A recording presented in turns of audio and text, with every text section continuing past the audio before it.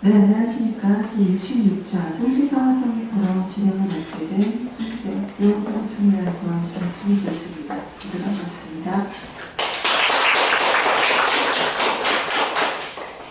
저희가 매달 성실평화통일 포럼에서 정말 귀한 인사분들 모시고 한반도 평화와 통일에 대한 인사이트를 나누고 있는데요. 오늘 정말 귀한 손님 오셨습니다.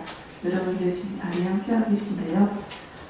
김대중 대통령님의 아드님이시자 대한민국 외교통일의 정말 선도주자로서 대한민국 평화와 통일을 위해 헌신하시는 김홍걸 국회의원님 되었습니다. 여러분 큰 박수를 환영드립니다.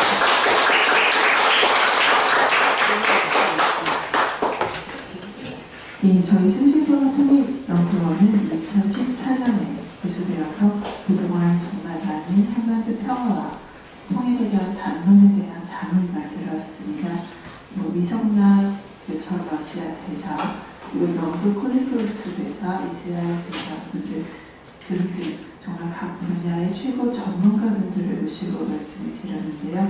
오늘 김홍걸 의원님께서 탈세계화 시대의 신뢰 외교에 대해서 여러분들과 함께 인사이트를 나눠주실 예정이십니다. 이런 제66차 성실평화통일 포럼에 여러분들 바쁘신 와중에 함께해 주시는 한 분 한 분에게 기분 있게 감사 말씀 드리겠습니다. 휴대폰은 매너 모드로 전환해 주시거나 꺼주시면 회의 진행에 많은 도움이 되겠습니다. 그럼 저희 제66차 성실평화통일 포럼 시작하기 전에 참석해 주신 내귀빈 여러분 잠깐 소개 올리고 진행하도록 하겠습니다.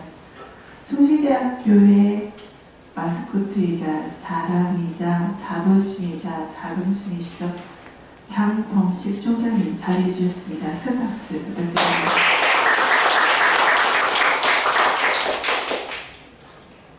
네, 성실대학교의 학사를 전체적으로 총괄하시고 이끄시는 정말 귀한 분이십니다. 성실대학교 학사부 총장님 신유원 부총장님 자리해 주셨습니다. 네, 성실대학교에서 성실평화통일연구원을 이끄시는 귀한 사역을 하고 계시죠. 서원기 원장님 자리해 주셨습니다. 성실평화통일연구원은 여러 가지 센터가 있는데요. 제 연구기획센터를 맡고 계신 박성렬 교수님 자리해 주셨습니다. 성실평화통일연구원에서 이 센터를 빼면 시체라고 말을 하죠. 정말 학교의 평화와 통일, 그리고 기독교의 통일 지도자를 양성하기 위해서 정말 하나님의 종이 되어서 헌신하시고 봉사하시는 분이 있으십니다. 기독교 통일 지도자 훈련센터장 하충혁 교수님 자리해 주셨습니다. 네, 한 분 한 분에도 귀한 내분들이신데 소개해 오리지 못하는 점 양해 말씀드리겠습니다. 그럼 지금부터 제66차 성실평화통일 포럼을 진행하도록 하겠습니다. 먼저 장범식 총장님의 전에 개회사 성실평화통일연구원의 서문기 원장님의 개회사가 있겠습니다. 큰 박수로 환영 부탁드립니다. 네, 그냥 앉아서 하겠습니다. 예산 뭐 따로 맞출 수는 없고요. 오늘 바쁘신 와중에도 해주신 김홍걸 의원님을 통해서 오늘 한국 사회에 대한 아주 귀중한 교훈과 통찰력을 배울 수 있었으면 좋겠습니다. 유수 개회사를 지시하겠습니다. 고맙습니다. 네, 서문기 원장님 개회사 감사드립니다. 다음으로 장범식 성실대학교 총장님의 환영사가 있겠습니다. 네, 총장입니다. 우리 김홍걸 의원님 다시 한번 귀한 시간 내주신 것 감사드리면서 모든 숭실 구성원들과 함께 환영합니다. 우리 학교 숭실평화통일연구원이 주최하는 2023년 제66차 숭실평화통일 포럼에 참여해주신 모든 분들에게 깊은 감사의 말씀을 전합니다. 특히 정말 말씀드린 것처럼 여러 바쁜 일정에도 불구하시고 귀한 시간을 내오는 자리에 빛내주신 김홍걸 의원님과 함께 자리해주신 내외교민 여러분들에게도 감사의 말씀을 드립니다. 오늘 포럼의 주제는 탈세계화 시대의 실리 외교입니다. 2018년 남북 정상회담을 계기로 한반도의 평화와 통일을 바라는 기대가 높아졌었지만 2019년 북미 정상회담 결렬 이후 미중 대결의 심화와 우크라이나 전쟁 등 탈세계화 국제 정세 속에서 그 기대는 다시 부정적으로 변해가고 있는 것이 현실입니다.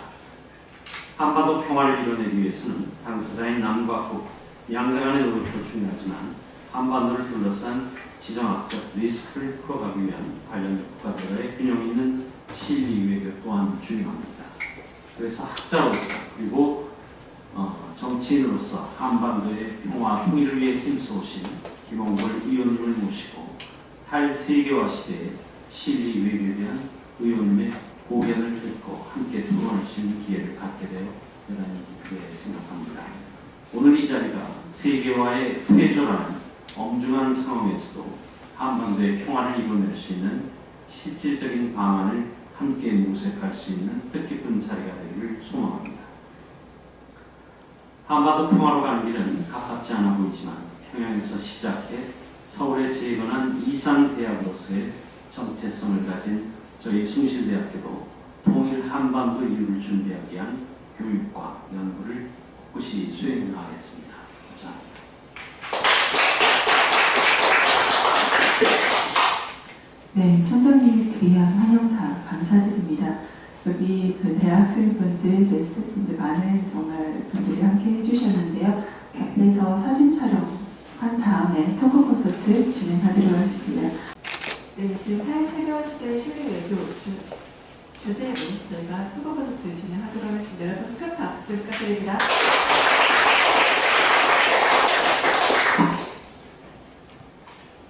토크 콘서트가 좀 더 자유로워 보이는데 그렇죠?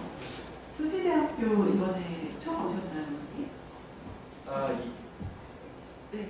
예, 96년도에 저희 아버님께서 그러니까 대통령 선출되시기 1년 전에 여기서 특강을 하셨었거든요. 그때 왔었습니다.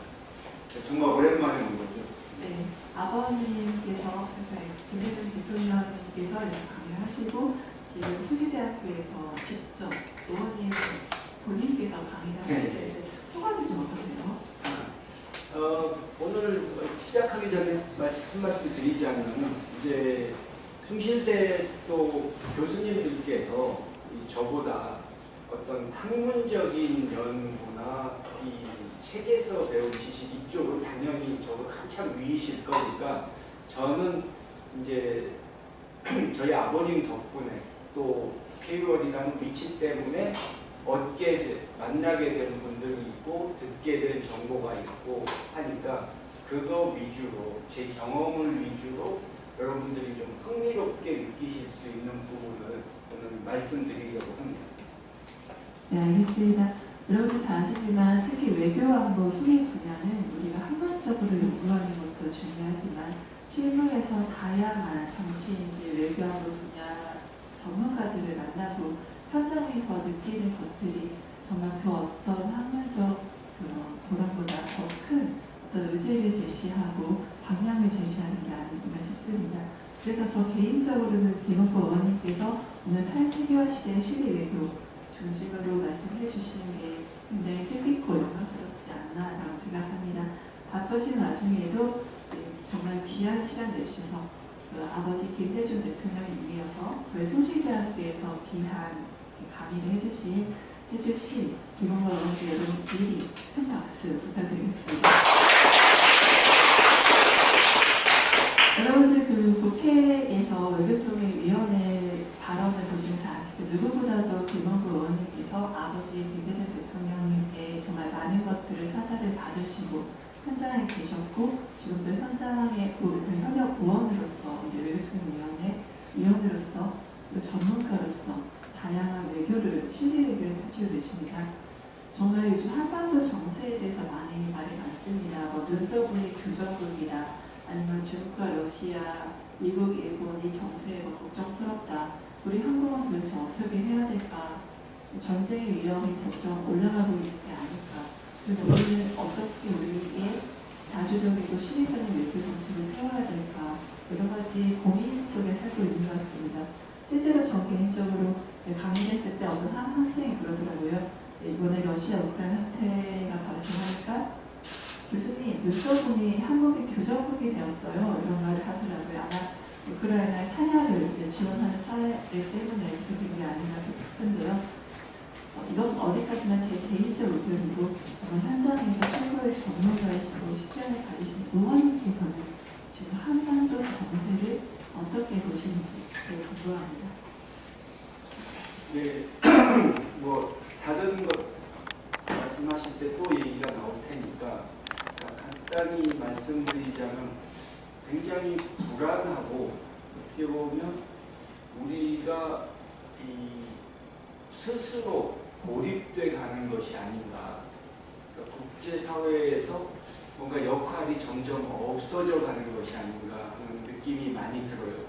그러니까 무슨 얘기냐면 최근에 이제 윤석열 정부에서 대일 관계, 대미 관계 강화를 해가는데 그건 다 좋은데 확실하게 우리 목소리가 안 나오고 그냥 미국이 하자는 대로 따라가는 느낌. 미국이 가는 방향에 있어서 적극적으로 협조를 해주는데 우리가 얻어내는 반대급부는 무엇인지가 좀 불분명한 이런 느낌이 들기 때문에 많은 국민들이 좀 현재 정세에 대해서 불안해하시는 것 같고 북한 문제도 아예 우리하고 북한은 지금 전혀 이 북측이 우리도 외면하고 있고 우리도 아무런 노력을 안 하고 있고 그런데 제가 사실 아무도 얘기 안 할 때 지난 가을부터 북한과 일본이 가까워질 수 있다.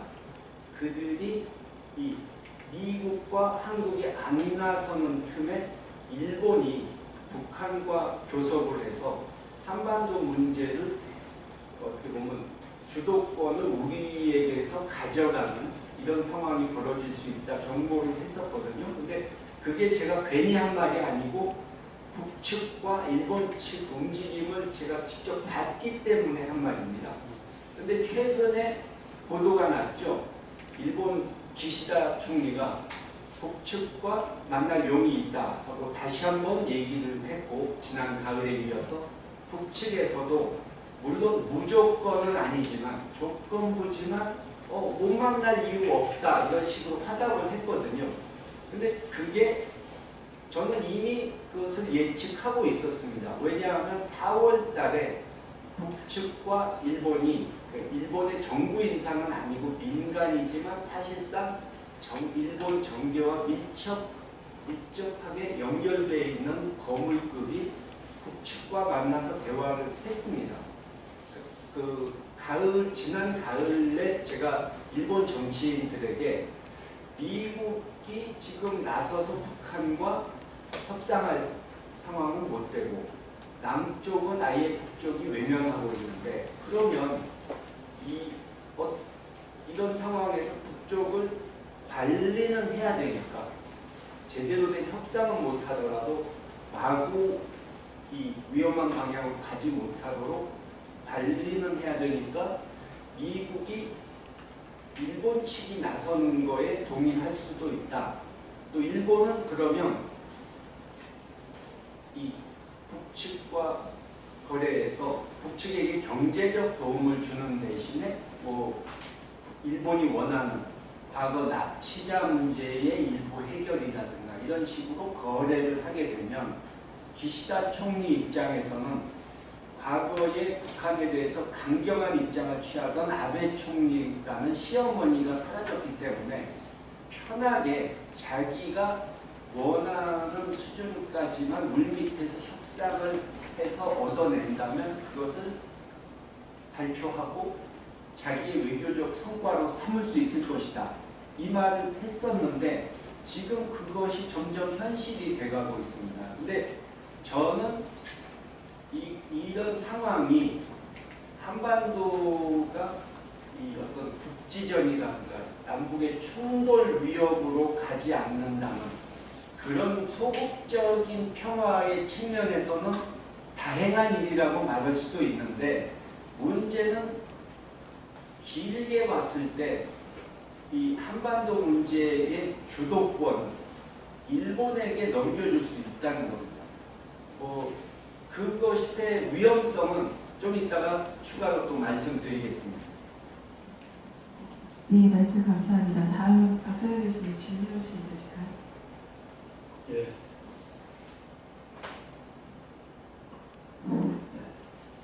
네, 경험을 학교에 오시고 또 귀한 말씀 주시게 되는 기회를 이렇게 마련해 주셔서 감사합니다.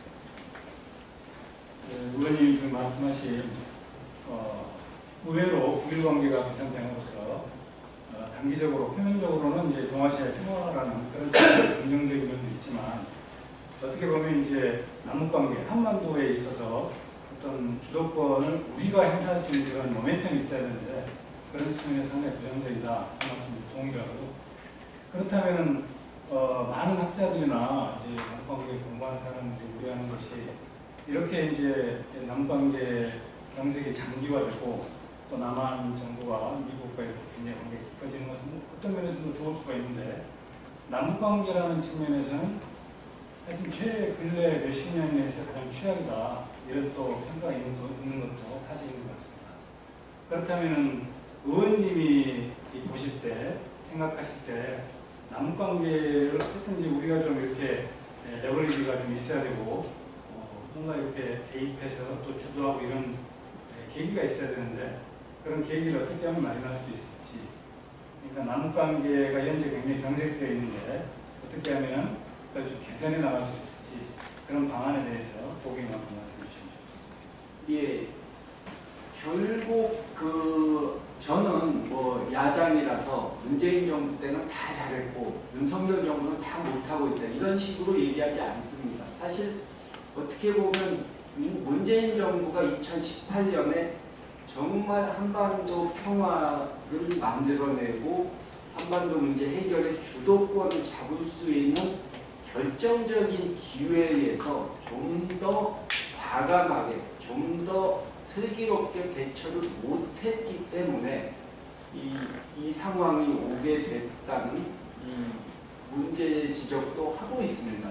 근데 결정적인 사건은 여러분들이 잘 아시다시피 4년 전에 트럼프 대통령과 김정은 위원장 간의 그 회담이 결렬된 것인데, 트럼프 대통령의 속마음이야 우리가 다 헤아릴 수 없는 거지만, 그때 이제 북한이 굉장히 충격을 받았고 좀 뭔가 미국과의 문제를 풀면서 개혁 개방, 경제 발전의 길로 가고 싶어 했던 이 김정은 위원장이 아주 벽에 부딪히면서 이 스스로 움츠려들고 폐쇄적으로 가게 만드는 계기가 된 거죠. 그리고 그 다음 해에 코로나까지 겹치는 바람에 지금 북한에서는 외부와 협상을 해보자, 어디와 교류를 하자, 이런 말을 할 수 있는 합리적인 협상파, 온건파의 입지는 전혀 없어진 상태라고 봐야 됩니다. 이렇게 돼버리면 김정은 위원장이 개방의 길로 가고 싶어도 안 됩니다. 또 제가 이제 우려하는 것이 북한은 옛날부터 북한을 연구하거나 상대해 보신 분들은 북한은 옛날이나 지금이나 그 북한이다, 똑같다, 이렇게 생각하실지 모르는데 세상에 바뀌지 않는 사회는 없습니다. 근데 제가 북한 사람들과 상대하면서 느낀 점은 김일성, 김정일 이런 사람들은 구시대 사람들입니다.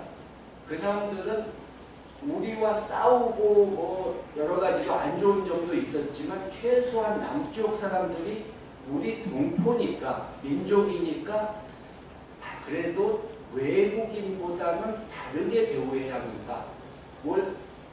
예를 들어 경제협력을 하자면 남쪽하고 먼저 해야 된다, 이런 생각 자체는 있었는데, 김정은 위원장은 좋게 얘기하면 실용주의자인데 나쁘게 보면 냉정한 사람입니다. 진리만을 따집니다. 다시 말해서 우리나라의 20대, 30대가 중년, 노년층과 사고방식이 전혀 다른 것처럼 이 뭐 재벌 3세가 밑바닥에서 시작한 창업자와 사고방식이 같을 수 없는 것처럼 김정은 위원장은 남쪽이 자신들에게 도움이 안 된다면, 남쪽이 주도적으로 한반도 문제를 풀 능력이 안 된다면 굳이 남쪽하고 손잡을 이유가 없다.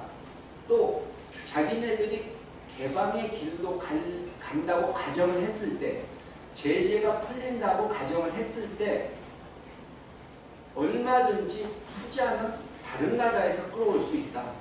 돈만 투자받는 거라면 굳이 남쪽한테 사정할 필요가 없다. 이런 생각을 하고 있습니다. 그렇기 때문에 사실은 2018년에 분위기 좋을 때 우리가 북한을 확실히 우리 쪽으로 끌어와서 역시 우리한테는 남쪽이 제일 믿음직한 이웃이구나 이런 생각을 갖도록 만들어주고, 김정은 위원장이 이 북한 내부에도 그렇게 얘기를 하도록 체면을 세워줬어야 됐는데 우리가 그걸 못했기 때문에 이제는 정말 북을 다루기가 힘들어진 거죠.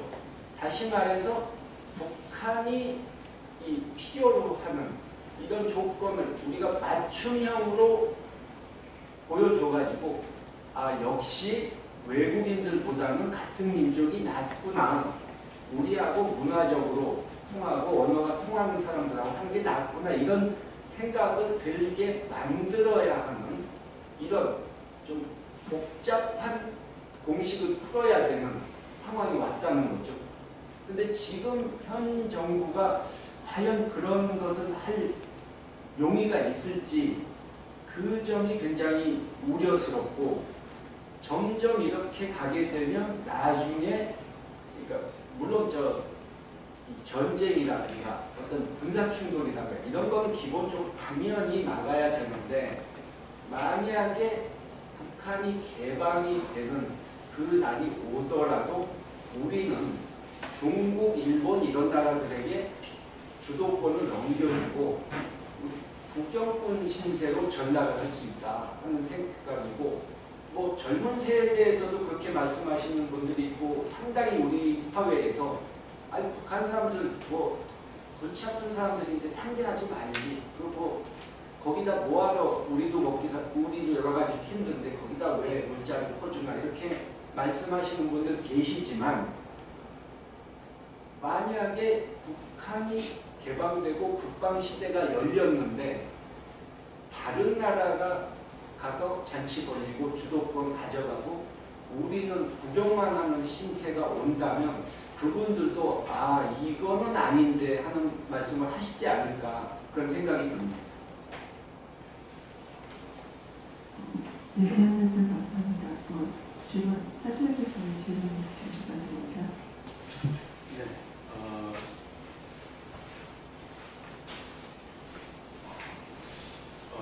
우리 김홍걸 의원님께 드리고 싶은 질문은 저희들이 걱정하고 있는 것이 미국과 중국의 전략적 경제 또는 디커플링, 그럴 상황 속에서 한반도의 경제적 위기를 대한민국 국민들이 걱정하고 있습니다.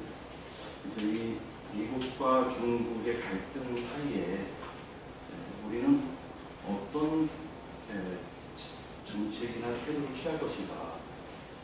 20년 전에 김대중 대통령께서 이 부분에 대한 답을 온 국민이 이해하기 쉽게 설명을 해주신 게 저도 기억이 납니다. 일명 론드론이라고 얘기하는, 그건 정말 온 국민들이 이해하는 아주 문법으로 설명을 해주셔서 20년이 지난 지금에도 저의 기억 속에 있습니다. 우리 김홍걸 의원님께서 지금 20년 동안 탈세계화 시대로 고도화되어 가고 있는 이 이 상황 속에서 김대중 대통령께서 말씀하신 논토론론의 기승이실 텐데 그것을 어떻게 발전시키시고 또 거기에 좀 더 보완해야 되는 요소가 있다고 생각하시는 점이 있으시면 말씀 부탁드리겠습니다. 뭐 제가 아까 말씀드린 대로 저는 뭐 학자는 아니기 때문에 제 그냥 경험하고 느낀 거를 이제 좀 말씀을 드리자면은 지금 이제 탈세계화 사실 미국이 30년 전에 세계화를 주도해서 자기들이 유리한 판을 끌고 가다가 지금 중국이 부상을 하니까 갑자기 그동안에 자기들이 신봉한다고 자기들이 우선 과제라고 내세우던 것은 갑자기 불리해지니까 뒤집으면서 탈세계화 방향으로 가고 있거든요. 물론 과거와 같은 세계화, 이 가장 자원이 싼 곳에서 물건 사가지고 가장 노동력 싼 곳에다가 공장 세우고 세계 각국으로 수출하고 이런 과거와 같은 세계화는 이제 끝났다고 봐야죠. 근데 하루아침에 중국과 디커플링을 한다. 이것은 불가능하다고 보고요. 얼마 전에 미국의 국가안보보좌관 발표한 것도 보셨겠지만 디커플링이 아니라 디리스킹이다. 근데 저는 그 말을 그 사람이 할 수밖에 없었던 게 디커플링 하고 싶어도 옛날에 미국 소련과의 냉전 시대에는 상대편과 아예 상종을 안 하고 지내도 불편한 게 없었거든요. 저희 어렸을 때 얘기지만 제가 어렸을 때도 소련, 중국은 완전히 다른 세상에 있는 나라고 그쪽에서 온 물건 단 한 가지도 구경해 본 적이 없었지만 그래도 아무 지장 없었습니다. 사는데. 근데 지금은 너무 복잡하게 경제가 얽혀가지고 미국이 뭐 우방국이라고 할 수 있는 나라가 한 60개 되는데 중국을 이 제1의 무역 상대국으로 하는 나라가 120개국 가까이 된다고 합니다. 근데 미국 우방국 중에도 똑같이 해당되는 나라가 한 30개국, 절반 정도가 되고 이러기 때문에 요즘 보면 영국의, 미국의 가장 제1우방이라고 할 수 있는 영국의 외교장관이 중국과의 디커플링은 가능하지도 않고 그런 방향으로 가서도 안 된다. 뭐 독일, 프랑스 정상들은 중국 가서 한 보따리씩 경제적인 선물 받아오고 또 미국이 만들었던 쿼드 들어보셨겠죠? 쿼드의 멤버인 인도는 미국이 사실은 그거를 군사동맹으로 만들어서 중국 압박하는 데 쓰고 싶었는데 이 서로 맺은 합의의 내용만 글자 그대로 들이대면서 이건 원래 처음부터 군사동맹 아니었다 이러면서 중국에 대해서도 자기네 국내 정치에 필요한 만큼만 중국을 압박하고 또 러시아는 뭐 들으셨겠지만 러시아산 원유 러시아 어려운 판에 싼 값에 사다가 자기들 뱃속 채우고 심지어 이스라엘 같은 나라 미국 없으면 중동에서 적으로 둘러싸인 중동에서 생존이 불가능하다고 했던 나라가 이 러시아 제재에 소극적이거든요. 왜냐하면 러시아가 시리아의 상당한 세력을 갖고 있는데 미국을 공격하는 시리아 반구를 이스라엘이 컨트롤하려면 러시아의 협조가 필요하니까 다 이렇게 자기 입속을 채우기 위해서 그러니까 냉전 시대가 그 양극화가 아니고 어떻게 보면 다극화라는 표현들을 요즘 학자들이 쓰시던데 각자가 뭐 후진국은 후진국대로 선진국은 선진국대로 동맹보다는 나부터 살고 보자 이런 태도로 나오거든요. 뭐 미국도 그렇지 않습니까? IRA라든가 반도체법이 뭐 한국에 지금 여러 가지 타격을 준다고 우리는 난리인데 미국 사람들은 이 바이든 대통령은 내가 재선되고 봐야 되는데 지금 동맹 챙겨줄 여유가 어디 있나 이렇게 하는 바람에 그 미국 기자가 기자회견 때 이렇게까지 동맹한테 해도 되는 거냐 하고 걱정을 할 정도로 그런 질문을 할 정도로 이 미국도 여유가 없는 거죠. 근데 이런 상황에서 우리가 일방적으로 미국 하자는 방향으로 따라가고 이 중국 러시아와의 대결에 선봉에 서겠다는 식으로 하면 이제 미국 일본은 말로는 강하게 해도 중국 러시아와의 관계에서 러시아는 아무래도 전쟁 때문에 계속 압박을 하겠지만 중국과는 갈등하면서도 필요한 부분은 또 슬그머니 협상해서 주고받기도 하고 이런 식으로 이중적으로 갈 가능성이 많은데 우리는 미국이 강경한 태도 취하는 거에만 무조건 따라가겠다고 이 깃발을 들다가는 우리만 손해를 보고 얻는 것은 없고 그러니까 미국 편을 들어주고 있는데 실제로 미국으로부터 반대급부가 오는 건 없이 오히려 희생만 강요하는 지금 상황 아닙니까? 근데 그러니까 우리 국민들이 답답해하는 것은 후진국일 때는 강대국 말을 어쩔 수 없이 들을 수밖에 없다고 치는데 세계 경제 10위권 안에 들어가고 군사력 6위권인 나라가 왜 할 말도 못해야 하나? 우리가 미국하고 싸우라는 소리가 아니고 최소한 우리 국익을 위해서 이러이러한 부분은 양보하기가 곤란하다.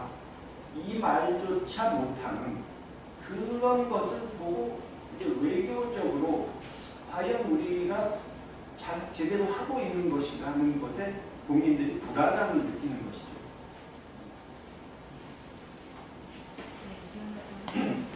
올해도 한미 정상회담에서 그 한 기자가 정말 이렇게 하는 것이 한국과 미국의 동맹 관계에 정해지지 않느냐 그런 말씀을 주셨는데 연결된 질문을 드리지 않을 수 없을 것 같아요. 최근에 정부는 한국, 미국, 일본의 동맹을 강화하는 움직임을 지금 보이고 있습니다. 의원님께서 보시기에 요즘 강화되는 한미의 동맹에 대해서 좀 어떻게 보시는지 앞으로 저희가 이런 것들이 필요한지 어디로 나아가야 되는지 좀 말씀 주시면 감사하겠습니다. 예, 한미일 동맹이 이제 중국을 뭐 배제하는 동맹 또 군사적인 동맹으로 가면은 굉장히 위험하다고 저는 보고 있는데요. 중국이 사실 얼마 전까지만 해도 제가 중국과 상당히 중국 정보를 상당히 많이 듣고 있는데 4월 초까지만 해도 중국이 시진핑 주석 방안을 고려할 정도로 이 한국을 어떻게든 좀 달래보자. 중국은 한국이 미국과의 동맹이니까 자기네 편이 될 수 없다는 건 잘 알아요. 근데 최소한 너무 노골적으로 이 단중 센스를 취해가지고 이 중국 정부 측에서 시진핑 주석 측에서 체면상으로라도 한국을 압박해야 되는, 한국을 제재해야 되는 상황까지는 가급적이면 중국도 가고 싶지 않기 때문에 좀 그렇게 해보려고 했는데 윤석열 대통령이 대만 문제를 거론했지 않습니까? 그런데 그냥 대만과 중국 본토 사이의 평화와 안정이 중요하다 이 정도까지였으면 괜찮은데 무력으로 현상 변경을 하는 것은 절대 안 된다. 근데 무력으로 현상 변경이란 말은 중국이 할 수 있지 대만이 무력으로 현상 변경할 건 아니니까 중국을 노린 말이 되거든요. 그리고 국제 문제다 이렇게 말하는 것이 또 문제인데 우리가 다른 중국과 수교한 모든 나라와 마찬가지로 하나의 중국 원칙에 동의를 해줬기 때문에 이 중국과 외교 관계가 있을 수 있는 건데 중국과 대만의 문제를 국제 문제라고 하는 순간에 그러면 하나의 중국 원칙을 무시한다는 말이 되는 거니까 이거는 중국 쪽에서는 받아들일 수 없는 게 되지 않습니까?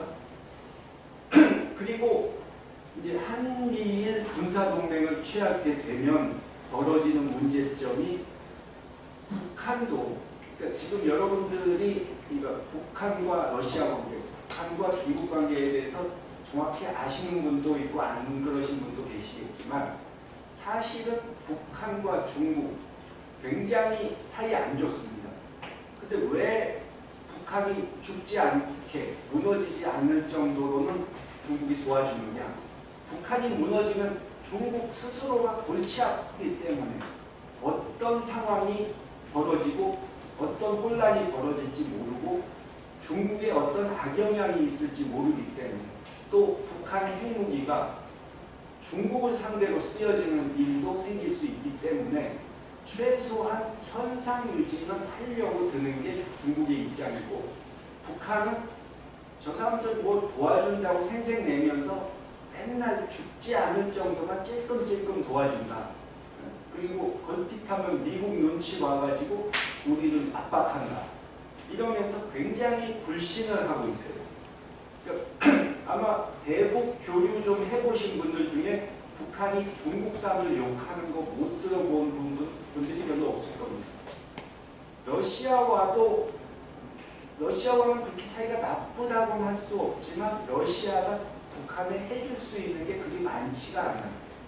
그러다 보니까 북한은 러시아, 중국과 그렇게 동맹이 군사적인 동맹 수준으로 동맹이 되고 싶어 하지는 않는데 또 물론 중국, 러시아 간에도 약간의 불신은 있고 근데 한미일이 동맹이 돼서 이 북중러를 압박을 한다면 그 사람들은 우리도 선택의 여지가 없네 하고 최악의 경우에는 손을 잡을 수밖에 없고 그러면은 이 가운데 껴있는 남북한이 한반도가 싸움터가 되는 것이고 우리만 타격을 입는 거죠. 근데 뭐 전쟁 안 나면 되지 않느냐 뭐 이렇게 생각하시는 분들도 계신데 얼마 전에 워렌 버핏이 이 대만의 TSMC 투자했던 걸 회수하고 일본으로 투자를 옮기면서 그런 말을 했죠. 대만이 이 중국 때문에 불안해서 투자하기가 좀 그렇다.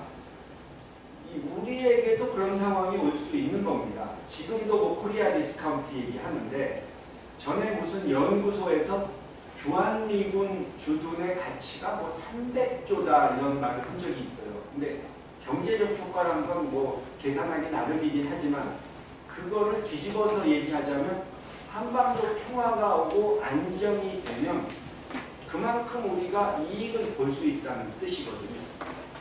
그러니까 이 한반도 주변 정세가 불안해지면 불안해질수록 우리 경제에도 계속 안 좋은 상황이 벌어진다 하는 것이고 특히 우리가 일본과의 군사동맹을 추구하는 것가 굉장히 위험한 것이 일본이 최근에 적기지 타격 능력을 키우겠다 하면서 북한을 선제 공격할 수도 있다고 말을 했지 않습니까? 근데 북한을 선제 공격하면 우리하고 상의도 없이 북한을 선제 공격하면 우리는 원하지도 않았던 전쟁이 날 수도 있는 건데 그런 나라와 군사동맹을 맺어가지고 북한의 미사일 발사 정보 같은 것을 실시간으로 준다?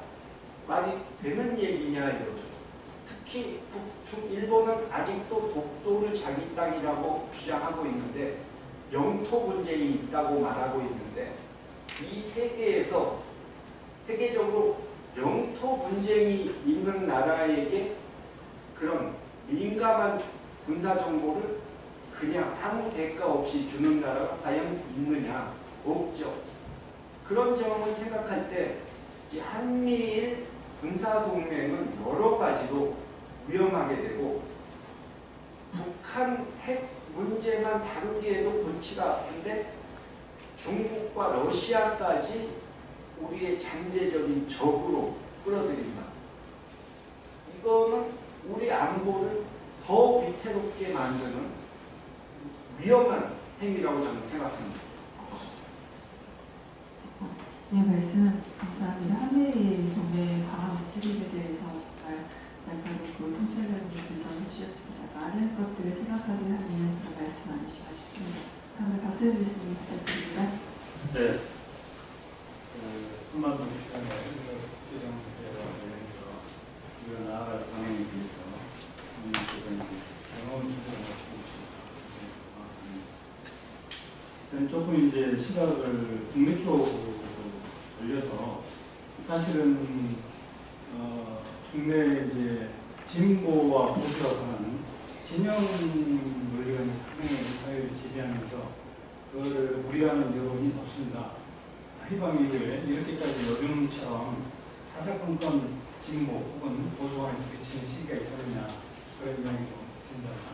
그래서 예를 들어서 진보 측은 북한에 대해서도 또 같은 민족인데 또 지원해서 좀 이렇게 살게 하고 김정은 측도 인정을 하자 그런 바탕 위에서 협상도 하고 윈윈하자 뭐 이런 논리가 있다면 또 보수 쪽에 또 뭐 이런 논리는 북한 자체가 비정상 체제고 망해야 되는 어떤 그런 체제인데 어떻게 우리가 그걸 인정해서 또 지원하고 같이 이렇게 해주느냐 또 이런 반대의 논리가 서로 있습니다. 그래서 어떤 면에서 이런 우리 내부에 서로 북한에 대한 시각 혹은 통일에 대한 문제 이런 것들이 다른 것이 오히려 가장 큰 우리의 문제점이 아닌가 그런 걱정도 많이 하는 것 같습니다. 그래서 의원님께서는 이제 통일 문제에 대해서도 많은 어떤 식견을 거기에 좀 관심이 많으신 것 같은데 우리 사회 내에 어떤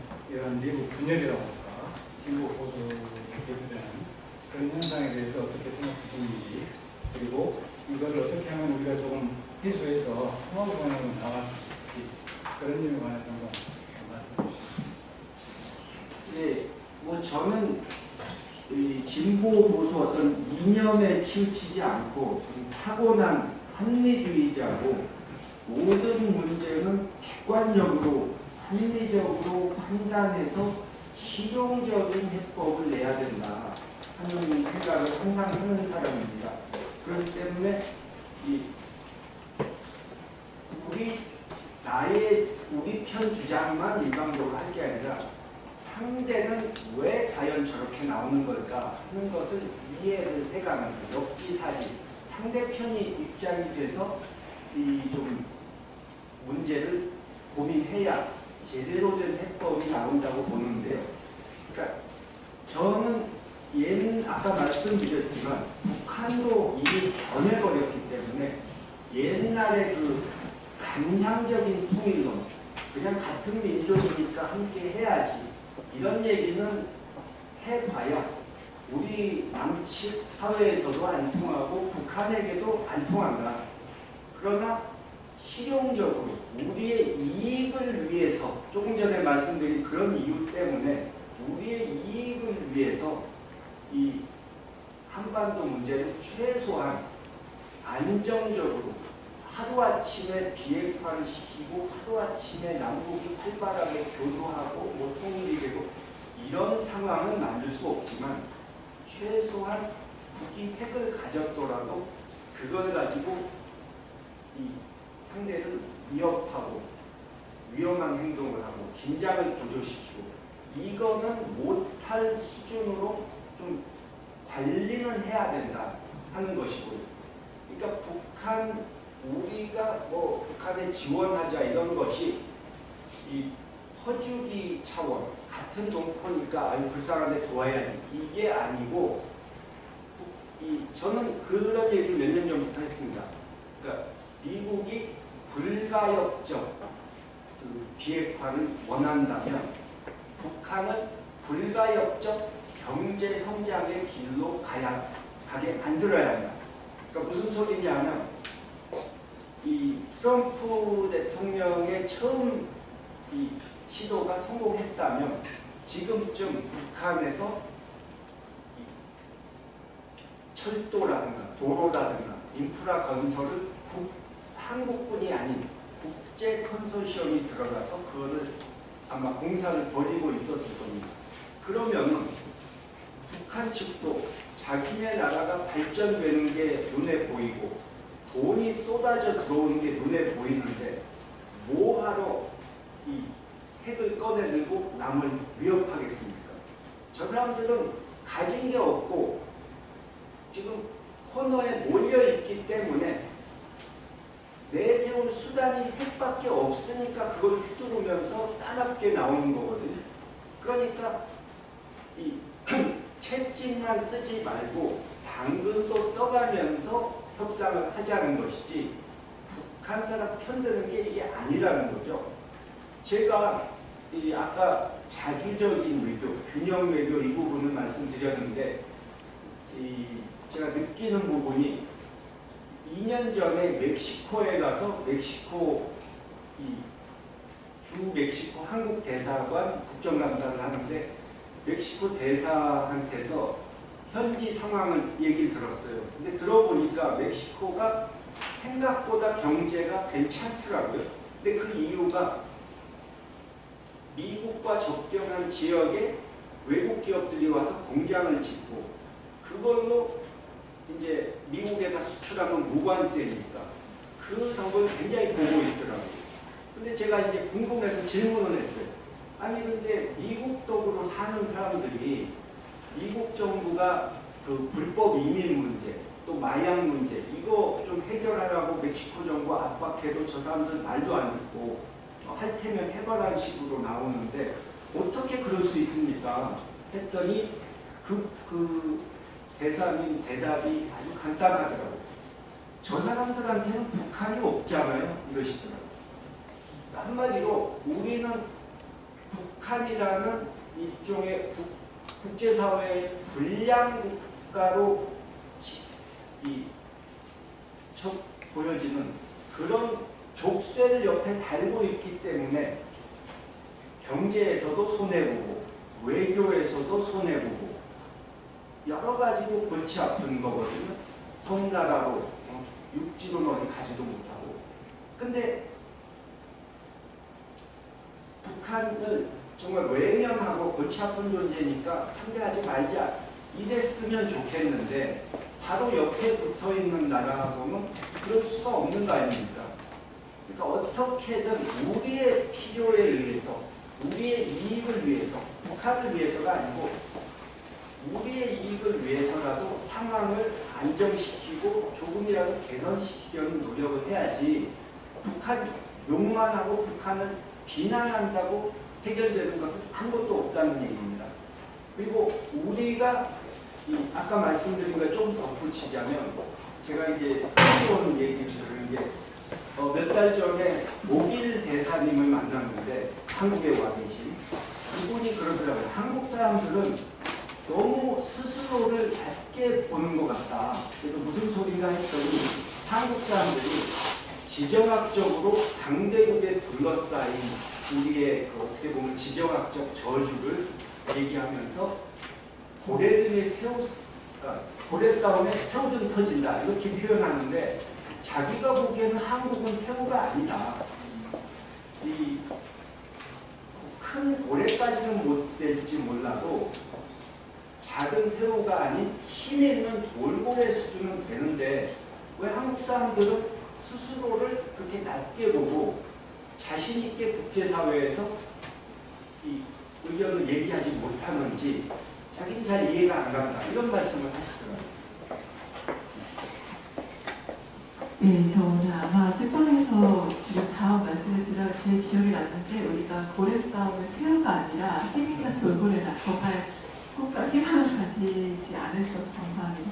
제가 아까 그 네일린 디빈 여러분 소개 한 번 놓쳤는데 윤수식 평화통일 연구에서 정말 연구에 있어서 정말 핵심 역할을 하시는 분이시죠. 이시호 박사님 자리해 주셨습니다. 큰 박수를 하면서 예, 더 이상 새우가 아닌 돌고래로서 한국이 정말 역할을 하지 않을 것 같습니다. 특히 여러분들 하나의 회담을 보면서 이제 남북관계 잘 되겠다, 더 나아가서 통일이 되는 거 아니야? 이런 모습을 기대하셨던 게 달라진 북한의 모습 모습을 보셨기 때문인데요. 어떤 분들은 여전히 한국 정부 당시에 이제 대한민국 헌법 3조 한반도의 영도는 한반도뿐만 아니라 구속 영도로 한다. 그렇기 때문에 한반도 전체가 헌법 3조에 의해서 대한민국 영토이기 때문에 북한을 주적으로 간주하고 그거에 따른 국가보호법이 존재하는 거고요. 대한민국 헌법 4조 남한과 북한이 평화통일의 화해협력의 동반자로 보기 때문에 지금 남북교류협력법이 존재합니다. 이러한 북한의 이중적 지위에 따라서 우리의 해석은 달라질 텐데 의원님께서 보시기에 대북 관계에 대한 정책을 보시면서 과거의 북한과 지금의 북한은 좀 다르다 이런 평가들이 지금 나오고 있거든요.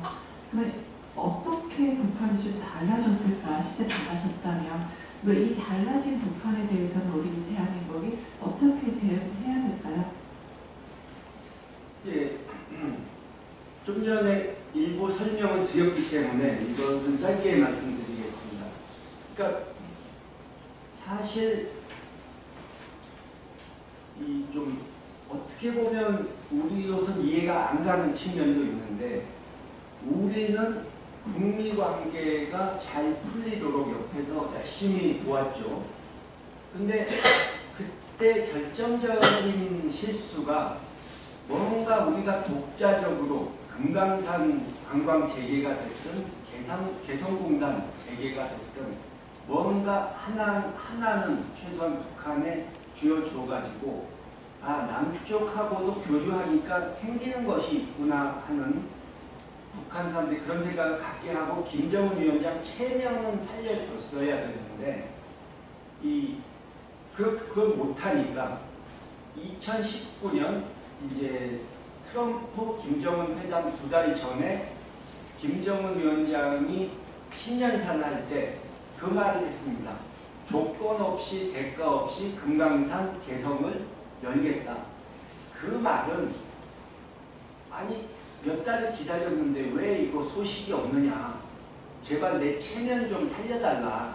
이 호소였는데 우리가 조금 있으면 북미회담 할 것이고 거기서 그래도 어느 정도는 성과가 나올 텐데 뭐 좀 기다리지 이런 생각을 했었던 거예요.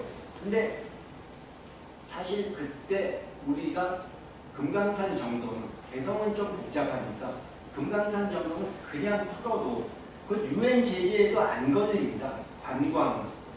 근데 그거는 했어도 트럼프 대통령이 이 정상회담을 앞둔 상황이라 우리한테 뭐라고 세게 책망하지도 못하는 상황이었는데 그걸 못한 상태에서 트럼프와 만나면 그래도 결과가 있을 것이다 하고 북한에다가 얘기를 했는데 결과가 나빠버리니까 미국 이상각의 남쪽으로 원망이 쏟아져 버린 거예요. 그러니까 지금 북한 사람들을 상대해 보면 그 사람들 어떻게 보면 트럼프 대통령에게 뺨을 맞았는데 아직도 트럼프를 잊지 못합니다. 드라마 같은 데 보면 나쁜 남자, 나쁜 여자한테 배신당하고도 그 사람은 그런 사람이 아닌데 오해가 있어서 그럴 거야. 뭐 나랑 사귀고 싶었는데 그 엄마가 반대해서 그런 거야. 이런 식으로 합리화를 하고 현실을 부정하려고 하는 거 있지 않습니까? 꼭 그런 모습을 보는 것 같아요. 그래가지고 작년 가을에 이 우리나라 국기원 원장께서 트럼프 대통령 사무실을 찾아가가지고 태권도 명예단증을 전달하셨는데 그 사진을 보고 북쪽 사람이 굉장히 반가워하더라고요. 그래서 이 사람이 왜 이러나 했는데 그 사진을 가만히 제가 보니까 그 사진에 나온 트럼프 사무실 벽에 김정은 트럼프 두 사람이 판문점에서 악수하는 사진이 걸려있는 거예요. 그러면서 북한 사람 얘기가 아직도 우리를 잊지 못하고 있다고 트럼프가. 그러면서 그 사진 원본을 구해서 평양에 보냈답니다. 그러니까 어떻게 보면 판을 뒤집은 건 트럼프인데 원망은 남쪽이 더 많이 들었어요. 그렇기 때문에 이 신뢰를 회복하는 부분이 상당히 쉽지 않다 하는 것이고 또 엎친 데 덮친 격으로 코로나가 터지면서 팬데믹 때문에 3년을 지금 북한이 국경을 폐쇄하고 거의 외부와 교류를 안 하고 있지 않습니까? 근데 일반 국민들은 보시기에는 저러면 저 사람들 먹고 살기 힘들 텐데, 답답할 텐데 어떻게 버티나 이러시는데, 북한의 기득권층, 그러니까 김정은 위원장은 좀 생각이 다를 수 있는데 북한의 기득권층, 그러니까 체제 수호하고 나의 기득권만 지키겠다, 이런 사람들은 오히려 좋아요. 폐쇄되어 있으니까 맨날 하던 것대로 하고, 옛날에 하던 거 그냥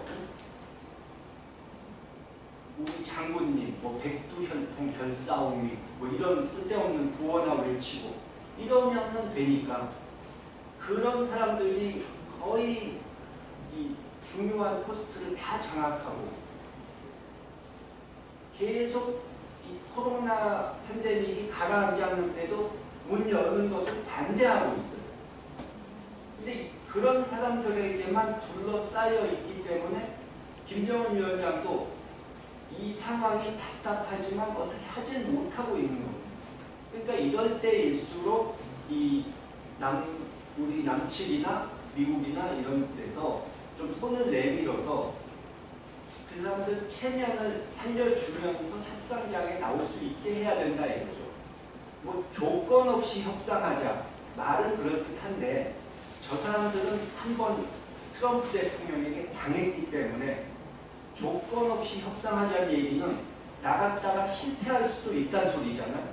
근데 이 사람들은 실패에 대한 공포증이 있기 때문에, 이미 그런 게 생겼기 때문에 또 실패하면 정말 끝이다 하는 두려움이 있어서 그냥 나오라고 하면 안 나옵니다. 그러니까 뭔가 당근을 하나 주고, 그러니까 제재 해제도 조건부로 했다가 그건 바로 뒤집을 수 있는 거니까, 저쪽 태도가 바뀌면 뭔가는 우리가 제시하는 것이 있어야 그들이 나올 것이다. 그것은 그 사람들을 위해서가 아니고 한반도 정세를 안정시켜서 우리도 이익을 보기 위해서 해야 한다. 네, 하나의 회담 결론 이후에 이제 나아가야 될 대북관계 방향에 대해서 정확하게 말씀해 주셨습니다. 북한에 대한 이해가 깊어지고 있는데요. 다음 한춘혁 교수님 말씀 부탁드립니다. 최근에 나온 기사를 질문을 좀 드리고 싶습니다. 전 CIA 부국장이 앤드류 킹이 발언한 것이 보도가 됐는데, 중국이 3년 내에 대만과의 통일을実현할 것이다. 그런 가정하에서 한반도의 미국 전략 자산을 묶어둘 정도의 구체적, 중국과 북한의 협상으로 그 정도의 국지전이 한반도에서 발발할 가능성이 있다. 앤드류 킹의 이 발언이 보도가 됐었거든요, 며칠 전에.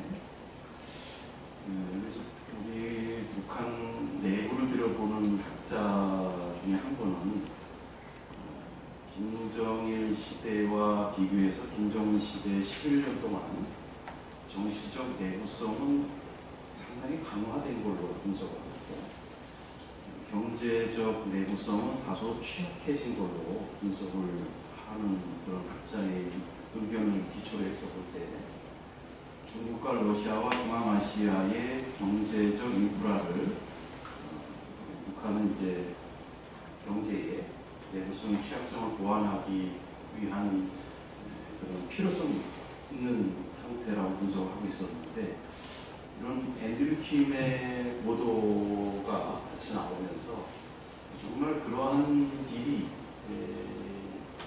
일어날 가능성이 있는 것인가 하는 생각을 보도를 통해서 생각하게 되었습니다. 우리 김홍걸 의원님께서는 그럴 정말 가능성에 대해서 어떻게 생각하시는지, 또 지금까지 논리정연하게 말씀해 주시는 것을 볼 때 그런 일이 일어나지 않도록 우리가 해야 될 일들에 대한 답은 이미 다 주셨다고 생각이 듭니다. 그러나 이제 좀 더 그런 모두에 대해서 의원님의 생각을 해주셨습니다. 예, 결론부터 먼저 말씀드리자면은 가능성은 희박하다. 그런데 그런 일이 일어난다면 한반도에도 악영향이 오는 것은 확실하고, 그렇기 때문에 이 한국에 있는 미군이 대만으로 출병하는 그 부분, 한국이 전진기지가 되는 부분은 막아야 한다. 이렇게 먼저 결론을 말씀드릴 수 있겠습니다. 그러니까 다시 말해서 미국의 전문가들, 중국을 압박하고 싶어 하는 사람들은 몇 년 내로 중국이 대만 공격할 것처럼 얘기하는데 그게 말처럼 쉬운 게 아닙니다. 그러니까 중국과 대만의 사이가 나빠진 이유 중에 하나가, 대만이 옛날에는 방어 전략을 대만 섬을 2중, 3중으로 방어막을 치는 수비형 전략을 썼는데, 차이 잉원 총통이 집권한 후로 몇 년 전부터 적극적인 방어 전략이라고 해서 중국의 핵심 도시를 미사일로 공격해버린다. 그쪽에서 우리를 먼저 치면. 그런 얘기를 하기 시작한 거예요. 근데 실제로 그렇게 될 수 있습니다. 전쟁이 일어나면. 근데 엊그제 어떤 전문가가 인터넷에서 이렇게 말씀하신 걸 보니까 상당히 일리 있는 주장이던데, 중국의 예를 들어서 중요 포스트 중에 핵 발전소라든가 또는 이 세계에서 가장 큰 산샤댐 이런 거를 대만 미사일로 때려버리는 날에는 한꺼번에 1억 명 죽을 수도 있다. 이런 얘기를 하더라고요. 그렇기 때문에 중국이 말은, 미국이 자꾸 대만 문제를 거론하니까 참지 못하고 계속 강하게 나오긴 하지만, 전쟁을 일으킨다는 것은 이건 전혀 다른 문제거든요. 그리고 중국이 미국과 전쟁을 할 생각도 없고, 그리고 대만 사람들도 전쟁까지 날 것으로 보지 않아요. 게다가 지금 자꾸 대만 문제를 거론하는 미국 사람들에 대해서 대만 사람들 스스로가 별로 달가워하지 않습니다. 아까 워렌 버핏 얘기도 했지만 대만에 곧 전쟁 날 거라고 얘기해서 대만 경제에 도움될 게 있습니까? 그러니까 대만 사람들도 아는 거예요. 이제는 저 사람들이 우리를 위해서 저런 말 해주는 게 아니고 자기네들 정치 외교적인 필요성에 의해서 하는 거다. 그래서 작년에 플러시 하원 의장이 대만 갔을 때도 떨떠름하게 받아들인 대만 사람들이 상당히 많았어요. 게다가 대만이 내년에 대통령 총통 선거가 있는데, 거기서 이 중국의 유화적인 국민당이 집권하는 경우에는 아마 상당히 분위기가 풀어질 거다. 갈등이 줄어들 거다 저는 보는데, 물론 최악의 경우에는 우리가 대비를 해야겠죠. 근데 문제는 지금 한국에 중국을 들여다볼 수도 있다고 하는 사드 배치, 미국에서 해놨죠. 중국은 그렇게 얘기합니다. 한국이 돈 주고 사서 한국군이 운영하는 거면 우리는 간섭 안 한다. 근데 이건 미국이 하니까 문제다. 미국은 북한이 아니라 우리 쪽 들여다보려고 한다. 또 지금 돌아가는 상황을 보면 한미일 군사동맹이 이루어지면 우리가 과거에 진보 보수 정권 다 피하려고 했었던, 원하지 않았던 그 미국의 미사일 방어 체계에 우리가 들어가게 될 수도 있거든요. 그렇게 되면 한국이 중국의 미사일 쏘는 정보를 다 갖다가 미국에 주는 게 될 수 있고, 최악의 상황에서는 미국이 버튼 누르면 한국 미사일이 중국으로 날아갈 수도 있는, 그러니까 시스템상으로는 그렇게 되기 때문에 우리는 아까 말씀드린 대로 원치도 않는데 중국을 잠재적인 적으로 만들게 되는 것이고, 한국에 있는 미군이 대만의 어떤 사태가 벌어졌을 때 그리로 출병을 하게 된다면, 또 여기에 있는 폭격기가 그리로 날아가게 된다면 중국이 한국으로 미사일 쏘지 말란 법이 없지 않습니까? 왜 근데 우리가 남의 나라 전쟁에 개입해가지고 피해를 봐야 되냐 이거죠. 우리는 북한 문제만 다루기도 골치 아픈데, 게다가 북한도 아까 말씀드린 것처럼 북한이 꼭 중국하고 군사동맹이거나 중국이 하는 대로 시키는 대로 하는 사람들은 아니지만, 중국이 항상 견지해온 원칙이 있습니다. 미국이 대만 문제를 건드리면 중국은 북한 관련된 문제에서 협조를 안 하는 방향으로 보복합니다. 그게 이제 서서히 드러나고 있는 게, 북한 관련해서 유엔에서 결의안 하나 내놔도 중국, 러시아가 반대해서 요즘 안 되잖아요. 그러니까 점점 그런 문제에 있어서 이 중국과의 관계 악화가 우리에게는 손해로 계속 오고 있는 거거든요. 그러니까 최악의 상황에서는 중국이 북한에 상당한 대가를 지불하면서 미국이 대만에만 집중할 수 없도록 뭔가 말썽을 피워달라, 이런 요구를 할 수도 있는 거기 때문에 우리가 굉장히 그 부분을 경계해야 된다. 저는 그렇게 말씀드리는 겁니다. 네, 감사합니다. 시간 관계상 마지막 질문 한 부분을 플로어 질문을 받을 것 같은데요.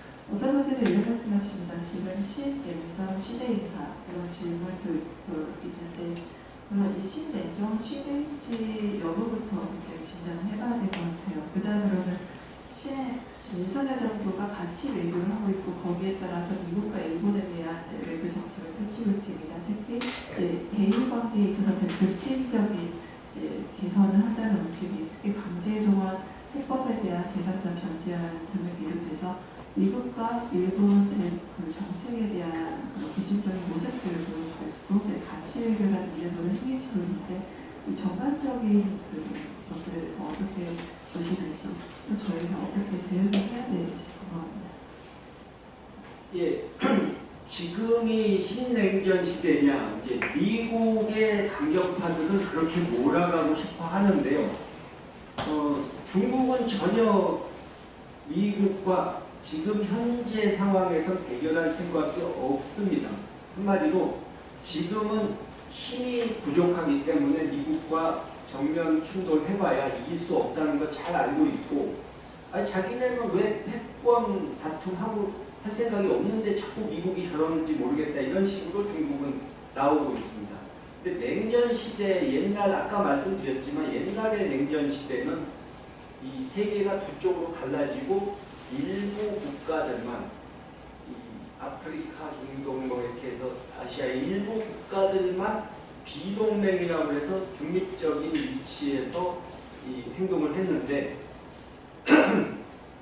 그런 냉전 시대는 현재로서 다시 올 수가 없고요. 아까 말씀드린 대로 세계 각국들이 후진국부터 선진국까지 일단 내 이익부터 챙기자, 이런 식으로 하면서, 아까 예를 드는 중에 빠뜨렸지만, 예를 들어서 사우디 같은 나라, 미국이 예전에는 미국과 아주 밀착했던 나라인데 요즘은 미국이 중동 문제에 있어서 신경도 옛날만큼 안 써주고, 옛날에는 자기네가 뭐 인권 탄압을 하든 말든 독재를 하든 말든 신경 안 썼는데, 아무 말 안 했는데, 요즘은 그런 것도 시기해서 사우디를 이제 좀 약간 그 사람들 보기에는 악마화하는 부분도 있고 하니까 안 되겠다, 우리도 신뢰를 챙겨야겠다 하면서 사우디가 뭐 러시아나 중국이 좋아서라기보다는 필요에 의해서 러시아, 중국으로부터 얻어낼 것을 우리가 얻어내겠다. 또 저 사람들은 미국처럼 뭐 가치 외교, 인권 외교 이런 소리 안 하니까 상대하기도 편하다, 이런 태도를 보이고 있거든요. 그래서 최근에 보면은 아주 미국으로서는 어이없는 장면이 많이 나왔죠. 미국 측에서 유가 좀 내리도록 증상해달라고 하는데 거꾸로 러시아랑 손잡고 감상해버리고, 바이든 대통령이 직접 찾아갔는데도 후대접하고, 얼마 전에는 또 아랍연맹이 총회를 하는데 미국이 싫어하는 시리아를 10여 년 만에 처음으로 다시 멤버로 들여오고 그러면서 동시에 또 우크라이나의 대통령을 데려다가 발언을 시키고 근데 우크라이나 대통령 가자마자 러시아 장관을 또 불러다가 회담하고 그러니까 옛날 같은 이 나라는 누구 편, 저 나라는 누구 편 이런 거 구별을 하는 것 자체가 이 소용이 없는 의미가 없는 시대가 와버렸거든요. 근데 우리만 뭐 일편단심, 뭐 절개 지킨다고 해야 할지 어리석다고 해야 할지 너무 속이 들여다 보이는 모습을 하고 있거든요. 그렇기 때문에 세계적으로 외교 무대에서는 한국을 찾는 나라가 없습니다. 왜냐하면 미국하고 하게 되면 한국은 자동으로 따라오는데 뭐하러 한국하고 얘기합니까? 그런 문제가 있고요. 두 번째 질문이 북한 관련이었죠. 네, 대일관계. 대일관계에 있어서 저는 절대 이 반일의 스탠스로 얘기하지 않습니다. 어떻게 보면 일본 사람들한테 그렇게 얘기했습니다. 나는 일본 비난할 생각이 없다. 우리 국민들은 지금 굉장히 불쾌해하고 있는데 이 후쿠시마 오염수 문제나 강제동원 해법에 있어서 굉장히 불만이 많은데 나는 일본보다는 우리 정부가 문제가 많다고 생각한다. 아니 상대편이 제대로 협상해보지도 않고 막 선물을 주겠다는데 안 받을 사람이 어디 있겠느냐. 내가 일본이라도 좋다고 받겠다. 근데 문제는 한일 간의 문제, 특히 역사 문제는 이제는 이 순식간에 정치인들끼리 합의한다고 해결할 수 있는 그런 쉬운 문제가 아니고 골치 아픈 정말 힘든 문제가 되어버렸기 때문에 그러니까 옛날에 이 식민지 시대를 기억하는 옛날 세대가 풀었어야 하는 문제인데 그걸 미루다가 이제는 과거를 기억 못하는 세대가 일본의 주류가 됐기 때문에 이제는 쉽지 않은 문제가 되겠다. 그렇기 때문에 그것은 차근차근 소통하고 노력하면서 관리해 나가고 단계적으로 해결해야지 이건 한 방에 해결하려고 무리하다가는 나중에 또 말썽난다. 2015년 위안부 합의 때 뭐가 된 것처럼 보였지만 불과 3년도 안 가서 일본하고 한국 관계가 더 나빠지지 않았느냐. 이 윤석열 대통령은 한국 국민만 기만한 것이 아니고 일본 사람들에게도 지키지 못할 약속을 했다. 뭐 3자 대위 변제를 해준다고 하는데 그것을 피해자들이 반대하는 분들이 있고 또 돈을 내줘야 될 채무가 있는 미쓰비시는 자기네들이 재판에 져서 채무가 생긴 것 자체를 공식적으로 인정을 안 하고 그럼 그걸 대위변제 해주는 게 배임이 될 수 있고 이런 식으로 또 앞으로도 일본을 상대로 소송하는 유가족들이 생기는데 그건 또 미래에는 누가 그걸 해결해 줄 거냐 하는 부분이 있고 게다가 외교부 직원이 과거에 저희 이 국회 사람들에게 일본에게 대위 변제를 3자 변제를 해주더라도 그걸 나중에 일본 기업에다가 구상권 청구를 해야지 그걸 안 하면 배임이 된다는 법리 검토 결과가 나왔다 이런 말을 했었는데 대통령께서 일본 총리를 옆에 세워놓고 구상권 청구 안 한다고 그러셨거든요. 그래서 저희 의원실에 외교부 사람은 그 당사자를 불러서 물어봤습니다.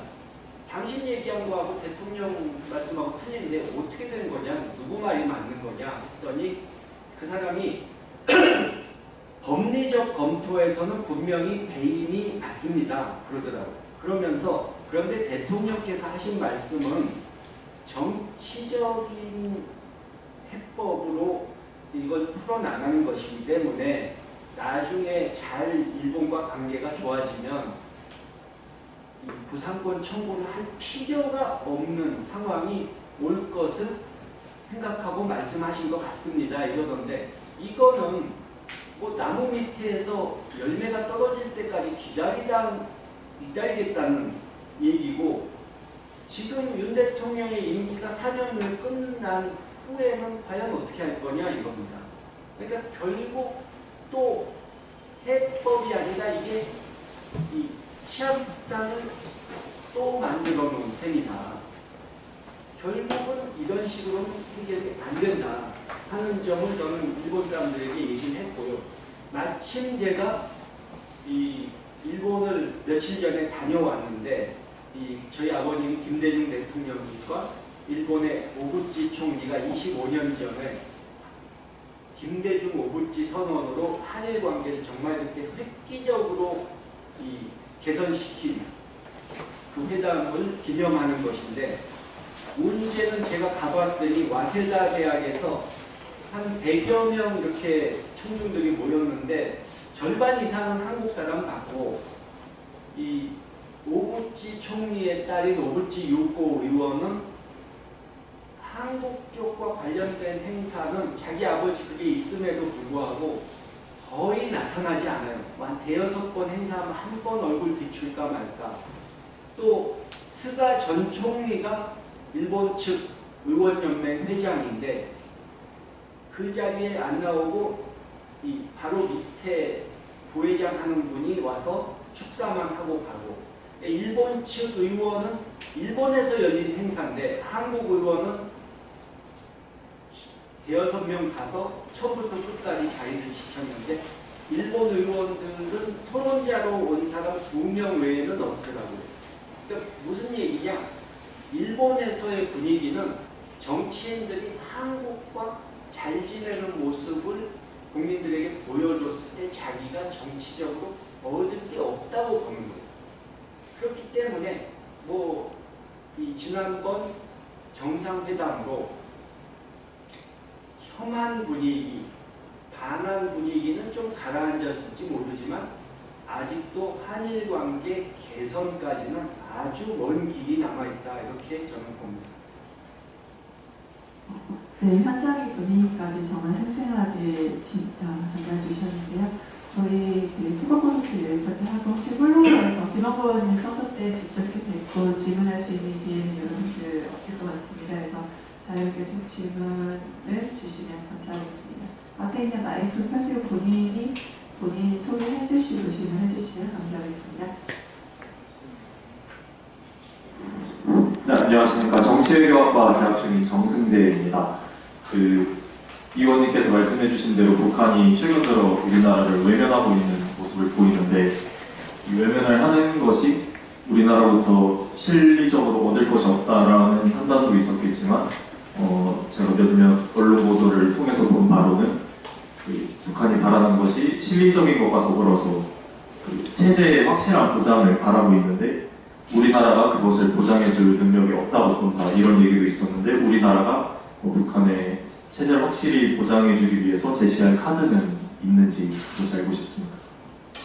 그 부분은 옛날이나 지금이나 북한은 이 남쪽이 자기네를 무너뜨린다, 이렇게까지는 생각 안 합니다. 그러니까 남측은 전쟁 위협을 걱정하기 때문에 북한에 대해서 말로는 세게 하는 사람들이 있을지 몰라도 북한 체제를 무너뜨리는 그 정도까지 이 남쪽이 위협이 된다고 보지 않는데, 이제 항상 북한이 걱정하는 것은 미국이죠. 그러니까 어떻게 보면 미국이 너희 체제 무너뜨릴 생각 없다, 그냥 너희가 우리한테 적대적으로만 대하지 않는다면 외교관계도 맺고 잘 지낼 생각이 있다, 이 정도로만 북한에 말해줬다면 북한 핵 문제는 안 생겼을 겁니다. 1990년대 초반에 이 소련을 비롯한 동구 공산권들이 와르르 무너지고 중국이 한국하고 외교관계를 맺고 했을 때 김일성 주석, 김정일 위원장이 굉장히 충격을 받고 겁을 먹었습니다. 야, 이거 우리도 체제 무너지는 거 아닌가. 근데 아까 북한 사람 기득권 이거 얘기했는데, 그 당시에 동유럽에서 체제가 무너진 나라 중에 지도자가 군중들에게 총 맞아 죽은 나라도 있습니다. 그러니까 그런 걸 굉장히 두려워하는 거예요. 다시 말해서 우리 국민들 중에는 저 사람들 핵만 포기하면 잘 먹고 잘 살게 만들어 준다는데 왜 안 하지? 이렇게 생각하시는 분들 계실 텐데 우리 입장에서는 그렇게 보이는데 북한 이 기득권층은 이 한국에 비해서는 별거 아니라고 볼 수도 있지만 그 사람들이 가진 기득권이 소중한 것이고 체제가 무너지면 내 가진 기득권을 놓치면서 잘못하면 내가 죽을 수도 있다고 생각을 하는 거예요. 그러니까 그 사람들은 내가 죽은 다음에 우리나라가 부강한 나라 되면 그 무슨 소용이 있어? 내가 살고 봐야지. 이 생각을 먼저 하는 겁니다. 그러니까 30년 전에 북한이 체제만 무너뜨리지 않겠다고 하면 우리가 핵 개발도 안 하고 미국에게 적대적으로 안 하겠다고 제안을 했었는데 미국이 거절했어요. 저 사람들 돈 망할 텐데 저 친구들하고 거래를 왜 해? 이런 식으로 한 거죠. 근데 94년에 핵을 개발할 것 같으니까 또 압박하다가 협상을 해서 그럼 핵 개발 안 하면 북한에다가 원자로를 지어줘서 평화적으로 원자력 발전하게 해주겠다 했는데 그것도 미국이 중간에 이행을 안 하는 방향으로 틀어버렸어요. 왜냐하면 또 그 생각을 한 거예요. 저 사람들 곧 망할 텐데 약속 지킬 필요 있나? 물론 북한이 잘못한 부분도 있는데 약속을 안 지킨 것은 미국도 그런 경우가 있었다는 얘기입니다. 한마디로. 그렇기 때문에 체제 보장, 비핵화 이런 문제를 북한이 웬만해서는 남쪽하고는 얘기하지 않으려고 했어요. 너희가 무슨 권한이 있고 무슨 힘이 있어서 그런 문제를 얘기할 수 있느냐. 너희가 보장해 줄 수 있는 게 없지 않느냐. 너희는 미국 눈치 봐야 되고 미국 얘기 들어야 되는데 그런 문제는 우리는 미국하고만 얘기하겠다. 이랬었는데 처음으로 공식적으로 비핵화 문제를 남쪽하고 논의하겠다고 나온 게 2018년 9.19 회담입니다. 근데 그때 아까도 말씀드렸지만 그 절호의 기회를 우리가 살리질 못한 거예요. 그때 확실하게 대한민국이 믿을만 하구나. 저 사람들하고 손잡고 가도 되겠구나 하고 이 북한이 생각하도록 만들었어야 하는데 우리가 그걸 못한 거죠. 그래서 이 일이 지금 더 복잡해진 겁니다. 그래서 조금만 설명을 덧붙이자면 지금 보면 남쪽에서는 북한 욕하고 반중 정서 일으키고 중국은 반미, 일본은 반북한, 혐한, 또 반중 이런 식으로 남에 대한 증오심을 불러일으키는 정치가 세계적으로 정말 성행하고 있는데 굉장히 저는 그걸 부정적으로 봅니다. 그러니까 자기네 나라에서 자기들이 국민들을 위한 정치를 해가지고 표를 얻을 생각을 해야 되는데 자기들의 문제를 남이 탓으로 돌리면서 증오심을 불러일으켜서 표를 얻으려는 정말 편리한 방법이긴 한데 그 부작용이 앞으로 엄청날 거라고 저는 봅니다. 네, 또 질문 한 줄만 더 놓고 있군요. 떠서 말씀하시고 하겠습니다. 북한과의 관계를 회복하기 위해서는 남측이 먼저 손을 내밀고 신뢰를 얻을 수 있어야 한다는 것이 중요한 말씀이기도 했는데요. 그렇다면 북한의 신뢰를 얻을 수 있도록 북한에게 제시되어야 하는 아까 말씀하신 당근의 구체적인 예시를 알 수 있을까요? 그런 부분은 이제 여러 가지 길이 있을 수 있는데 중요한 것은 어떤 선물을 주냐보다도 우리가 조금이라도 이 한반도 문제 해결에 있어서 해결을 주도적으로 할 수 있는 의지가 있고 능력이 있다는 것을 북한 사람들에게 보여줘야만 그 사람들도 우리를 존중한다는 거죠. 대통령께서 집권하자마자 사람들이 그렇게 생각했어요. 저분은 이제 남북 화해를 중요시하는 분이니까 집권하면 바로 북한하고 무슨 정상회담 이런 거 하겠지 했는데 그렇게 생각했는데 2년이 걸렸습니다. 왜냐하면 그렇게 해서는 북한 측이 우리를 신뢰하고 우리 말을 듣게 유도할 수 없다고 보셨습니다. 오히려 일본, 미국, 중국, 러시아 이런 데하고 외교를 먼저 해가지고 그 사람들이 한국이 나서서 이 문제를 해결하는 게 낫겠구나. 운전대를 잡고 주도적으로 해보시오. 이런 동의를 얻었기 때문에 북한도 이제는 남측과 얘기를 해도 되겠네. 저 사람들 하는 말을 믿어도 되겠네. 이렇게 됐으니까 성공할 수 있었던 거거든요. 근데 지금은 신뢰가 이제 깨진 상태니까 다시 회복을 해 나가야 되는데 아까 얘기한 것처럼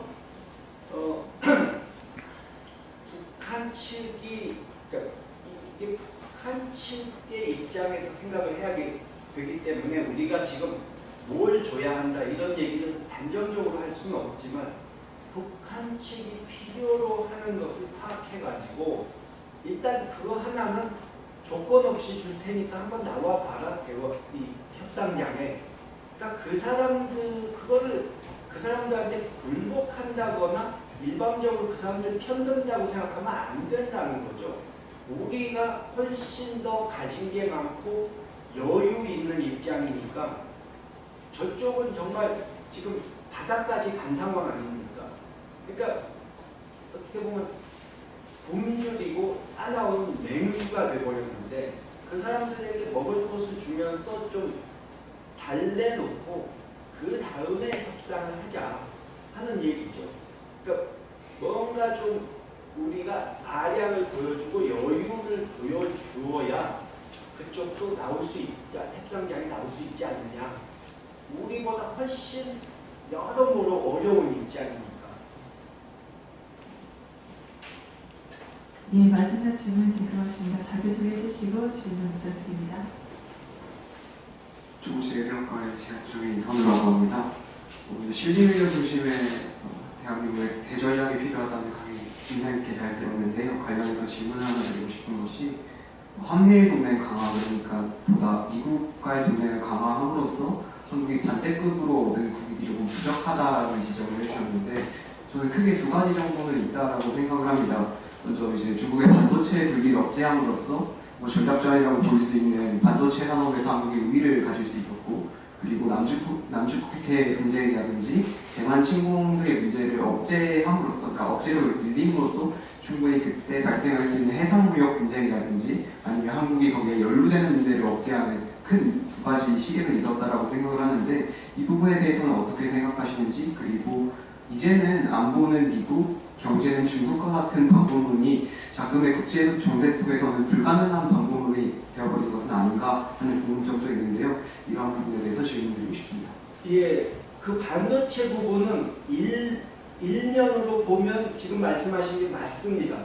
그러니까 중국이 반도체 불기를 선언하면서 엄청난 투자를 해서 우리를 쫓아오려고 하던 것을 좀 어떻게 보면 미국이 제동을 걸어준 측면은 있는데 문제는 이게 양날의 칼이라는 거죠. 최근에 그 반도체법 관련 보도 보셨겠지만 미국의 공장을 짓게 하고 엄청난 투자를 하게 하는데 문제는 거기에서 얻어지는 우리의 이익이 불확실하다. 그리고 중국에다가 뭐 첨단 반도체 팔지 못하게 한다. 근데 중국 시장이 차지하는 비중이 엄청난데 그걸 진짜 미국이 실행한다면 과연 어느 정도까지 할 수 있을지는 저도 의문스러운데 그렇게 한다면 우리로서는 타격을 많이 입는 거거든요. 그리고 우리가 그 반도체 배터리 부분, 미국의 공장 크게 짓는 부분에 있어서 저는 굉장히 걱정을 많이 하고, 그러니까 윤석열 정부 때 이루어진 것뿐만 아니라 문재인 정부 때 크게 그 한미 정상회담 때 발표된 부분, 그때도 제가 얘기를 했었습니다. 그러니까 뭔가 반대 극부가 있어야지 우리가 미국에다가 엄청난 거액을 퍼주기 해서야 되겠느냐. 하는 얘기를 했었는데 아무 조건 없이 공장 지어주고 투자한다고 하니까 미국은 받을 건 받고 그러면서도 IRA라든가 반도체법으로 우리를 옥죄이고 있거든요. 근데 문제는 근본적인 문제는 이거는 생각을 해야 되는데 이제 지금 우리 젊은 세대들의 일자리와 관련된 거니까 말씀드리는 거예요. 그런 공장들이 나가면 단순히 한국의 공장이 세워졌을 때와 달리 거기로 가니까 그 일자리만큼 미국으로 가버리는 그 손해도 있지만 그거는 눈에 보이는 작은 것일 뿐이고 더 큰 문제는 반도체 공장이 한국에 세워지고 배터리 공장이 한국에 세워지면 관련된 이 업체들 또 연구자들이 거기 모이면서 큰 규모의 이 반도체 클러스터, 배터리 클러스터가 생기는 건데 그거 자체가 우리나라에서 사라지고 미국으로 간다는 뜻이 되니까 정말 우리에게 손해가 큰 거죠. 그 점이고 두 번째 질문하신 게 남중국해 근처 업체도 할 수 있고 그 부분은 솔직히 아까도 말씀드렸지만 남중국해 대만 문제는 사실 우리가 거기까지 신경을 쓸 여력이 없고 한국이 직접적으로 도와주지 않아도 그 문제는 얼마든지 관리가 가능한 것이고요. 또 대만 문제에 있어서 한미일 동맹으로 그렇게 중국을 압박하는 것이 대만 문제를 과연 도움이 되게 하는 것인지 오히려 중국을 자극해서 상황을 오히려 더 악화시키는 것인지 이 문제는 좀 고민을 해봐야 한다고 저는 생각합니다. 그리고 마지막 질문이 안미 경중이라는 전략이 지금 국제적으로 그 부분도 물론 지금 말씀하신 대로 이 중국에서 엄청난 경제적 이익을 얻으면서 안보를 미국에 또 의존하는 그 시대가 끝난 거는 맞습니다. 이 중국이 이제 어떤 중간재, 공장에서 필요한 부품 뭐 이런 것들에 국산화를 해가지고 한국 물건을 옛날만큼 살 필요가 없어진 부분이 하나 있고 또 소비재는 중국 소비자들의 수준이 높아지면서 한국 거보다 더 비싼 뭐 유럽 제품 사는 것도 바뀌어서 또 안 팔리는 부분도 있고 또 하나는 한국이 미국과 손잡고 중국 압박에 나설 것 같으니까 우리가 중국에 의존하는 제품 숫자에 비하면 훨씬 적지만 어쨌든 중국도 이 가까운 나라고 편리하니까 한국 거에 의존했던 부분들을 검토를 해가지고 이거는 한국에만 의존하면 안 되겠다. 이거 언제 한국이 미국 요구 듣고 안 준다고 할지 모르니까 이거 다른 나라로도 공급선을 다변화해야겠다. 이렇게 지금 하는 부분이 있어서 그래서 지금 대중무역에 있어서 굉장히 저조한 모습이 보이는 건 맞는데 문제는 저도 옛날같이 중국을 상대로 거액의 흑자를 내는 시대가 끝났다는 건 아는데 지금 아직도 우리에게는 제1의 무역 파트너이고 중국과 관련한 업체들 경제적으로 거기에 매여 있는 분들이 아직 많은 상황에서 이거를 서서히 뭐 다른 시장을 개척해 나가면서 서서히 분리해가는 연착륙을 시키는 방법을 생각해야지 하루아침에 상황을 악화시켜서 경착륙이 돼버리면 엄청난 타격이 우리에게 오기 때문에 조심스럽게 단계적으로 가야 된다는 얘기입니다. 근데 제가 좀 이해가 안 가는 부분은 문재인 정부 때 신남방 정책, 이제 중국 의존도를 좀 줄이고 동남아 시장, 인도 시장 이런 데를 개척하자 하는 정책은 이 방향은 굉장히 옳은 것이었거든요.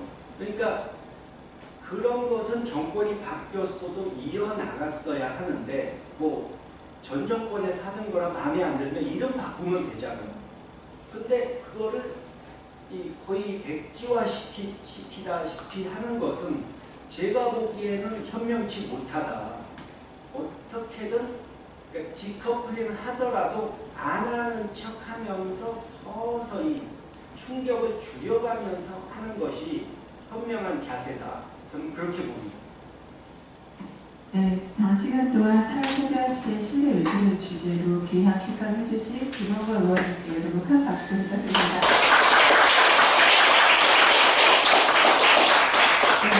네, 바쁜 시간에 함께해 주신 여러분께 감사드리고요. 오늘 김원걸 의원님께서 아버지 김효수 대통령에 이어서 특강을 하셨는데 소신대학교에게도 저희 여기 함께했던 학생들, 교직원분들에게도 굉장히 귀한 경험이 아니었나 싶습니다.